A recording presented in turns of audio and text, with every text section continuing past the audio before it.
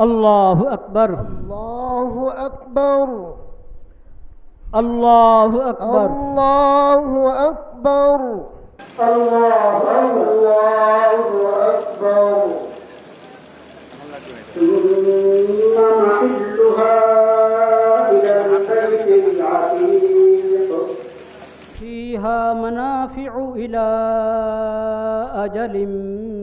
مسمى ثم محلها إلى البيت العتيق ومما رزقناهم ينفقون الله أكبر الله أكبر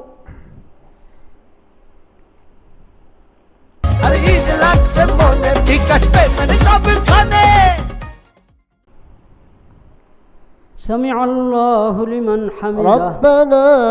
لك الحمد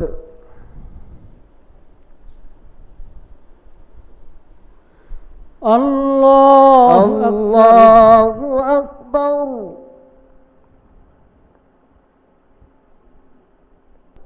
الله أكبر الله أكبر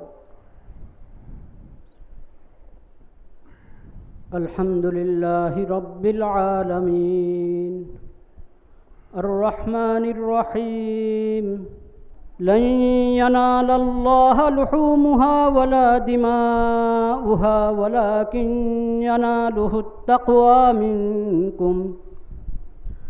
كذلك سخرها لكم لتكبروا الله على ما هداكم وبشر المحسنين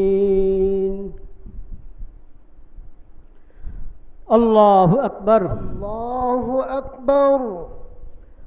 الله أكبر الله أكبر الله أكبر الله أكبر الله أكبر الله أكبر الله أكبر الله أكبر